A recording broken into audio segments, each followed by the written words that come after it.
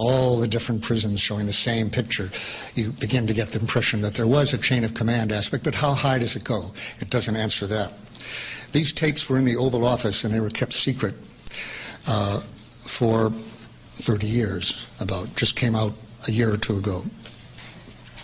And I want to reveal here the sound of compassionate conservatism. And remember that Nixon was, in many matters, domestically, environment, and some others that don't come to my mind here. To the left of Clinton is what I was about to say. That was a welfare policy, all right? That was a different political environment, and he would have fit right into this political environment very happily. But at that time, his policies were reasonably compassionate on the domestic front. To think that they were very different on the foreign policy front would, I believe, be a mistake. So the chance of hearing, then, what has been happening in the Oval Office lately, I think, is pretty well demonstrated by what was happening in 1972 with respect to Vietnam. And I'll just give you a little of that from my book here. I did some tapes. I copied these tapes myself with my wife. We went over and over them. The tapes are available now from the National Archives. You can actually get copies of the tapes, which wasn't true when I made these transcriptions. I had put out the Pentagon Papers in 1971. This was a year later. The most heavy bombing in history was about to begin, a year after the Pentagon Papers. So anyone who thinks that any one act ended that war, that the Pentagon Papers did, is very mistaken. War went on for years after. But in 72, he was on the verge of launching the heaviest bombing ever in North Vietnam, and or in the world, actually. So Nixon is talking to, on April 25th, 1972, Nixon is talking to Henry Kissinger on this tapes. We've got to stop thinking in terms, I've heard these tapes a lot, so I can, I do Kissinger better when I have a cold, but we've got to stop thinking in terms of a 3-day strike.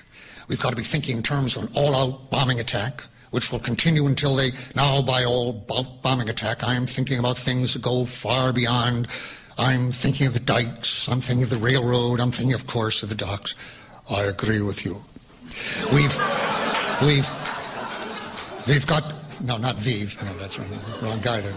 We've got to use massive force. 2 hours later, he's talking to Ziegler, his press agent, public affairs officer, and H.R. Haldeman with Kissinger and Nixon, president. How many did we kill in Laos? Ziegler. Maybe 10,000, 15? One thing, we killed about 10, 15. See, the attack in the north that we have in mind, power plants, whatever's left, POL, petroleum, the docks. And I still think we ought to take the dikes out now. Will that drown people? About 200,000 people. No, no, no. I'd rather use the nuclear bomb. Have you got that, Henry? That, I think, would be just too much. The nuclear bomb, does that bother you? I just want you to think big, Henry, for Christ's sakes. So a week later, on May 2nd, now I'm getting there, he's saying, we had to give us back our prisoners. America will not be defeated. We must not lose in Vietnam, so we must draw the sword. So the blockade is on. And I must say that I like it. And the blockade was to be accompanied by B-52 bombing for the first time in all of North Vietnam. And I want this clearly understood. The surgical operation theory is all right, but I want that place bombed to smithereens. If we draw the sword, we're going to bomb those bastards all over the place. Let it fly, let it fly.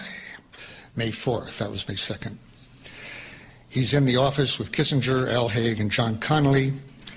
They're about to do the bombing. The heavy starts a day or two later. And he's thumping his desk as he points to an imaginary or maybe a real map on it. And I went over and over with my wife to get the thumps in the right place here in the book, so nobody would accuse me, if they listen to the tape, which you can do, of, that's wrong, the thump wasn't there, and so forth. Vietnam, here's those little right in there, here they are. Here's the United States. Here's Western Europe, that cocky little place that's caused so much devastation.